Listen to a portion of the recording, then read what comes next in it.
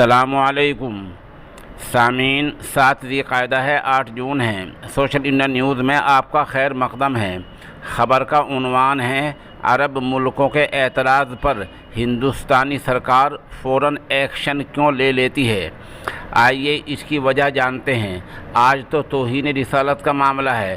اس سے پہلے مرکز نظام الدین کے بارے میں 2020 میں کورونا کا معاملہ اٹھا تو سعودی عرب کے سخت اعتراض کے بعد وزیر اعظم نریندر مودی کو بیان دینا پڑا تھا کہ کووڈ-19 ذات، مذہب، رنگ، نسل، زبان یا سرحد نہیں دیکھتا۔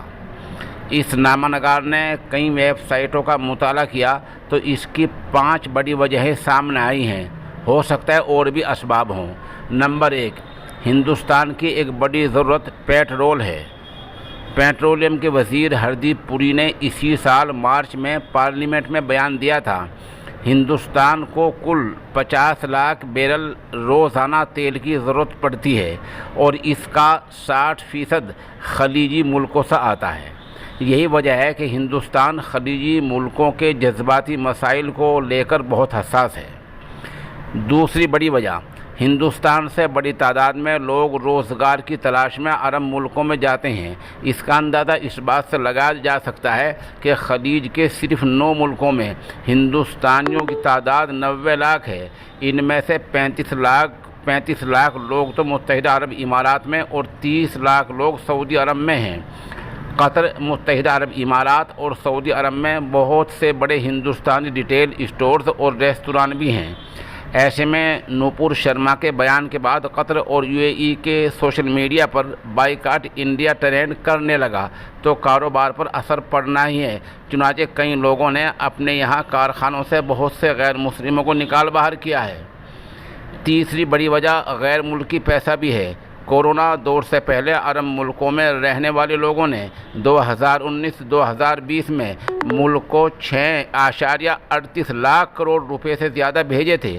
اس میں 53% پیسہ صرف 5 خلیجی ملکوں متحدہ عرب امارات، سعودی عرب، قطر، کویت، عمان سے ہندوستان آیا۔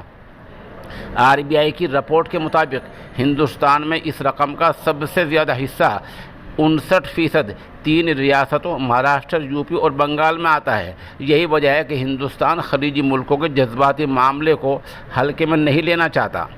چوتھی بڑی وجہ، مرکزی وزارت تجارت نے اپنی رپورٹ میں کہا ہے کہ متحدہ عرب امارات، سعودی عرب اور قطر ہندوستان کے اعلیٰ تجارتی شراکت داروں میں شامل ہیں۔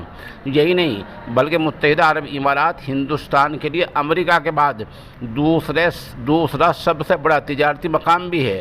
2020-2021 میں ہندوستان اور متحدہ عرب امارات کے درمیان 5.66 لاکھ کروڑ روپے کا کاروبار ہوا۔ اس میں ہندوستان نے متحدہ عرب امارات کو 2.20 لاکھ کروڑ روپے کا سامان برآمد کیا تھا۔ اس کے علاوہ سعودی عرب ہندوستان کا چوتھا سب سے بڑا تجارتی شراکت دار ہے۔ ہندوستان کی سعودی عرب کے ساتھ 3.33 لاکھ کروڑ روپے کی تجارت ہے۔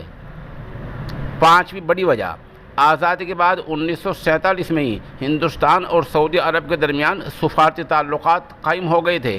جغرافیائی، سیاسی اور تجارت کے علاوہ عرب ملکوں کے ہندوستان کے ساتھ تعلقات ثقافتی وجوہات کی بنا پر بھی مضبوط ہیں۔ اس کی ایک خاص وجہ یہ ہے کہ حضرت محمد صلی اللہ علیہ وسلم سعودی عرب میں ہی پیدا ہوئے۔ مکہ مدینہ پوری دنیا کے مسلمانوں کے لیے ایک بہت بڑا مقدس مقام کی حیثیت رکھتا ہے۔ انڈونیشیا اور پاکستان کے بعد دنیا کا تیسرا سب سے بڑا مسلم آبادی والا ملک ہندوستان ہے۔ یہاں سے ہر سال لاکھوں لوگ حج کے لیے جاتے ہیں۔ تاریخی لحاظ سے دیکھا جائے تو ہندوستان اور سعودیہ کے تعلقات 2000 قبل مسیح سے ہیں، یعنی حضرت عیسیٰ علیہ السلام سے بھی 2000 سال پہلے سے ہیں۔ تو یہ 5 بڑی وجہ ہمارے سامنے ہیں جن کی وجہ سے ہندوستان میں کوئی بھی سرکار ہو عرب ممالک کے اعتراض پر فوراً ایکشن لے لیتی ہے۔ ساتھ ساتھ ہم ایک ویڈیوز بھی پیش کر رہے ہیں۔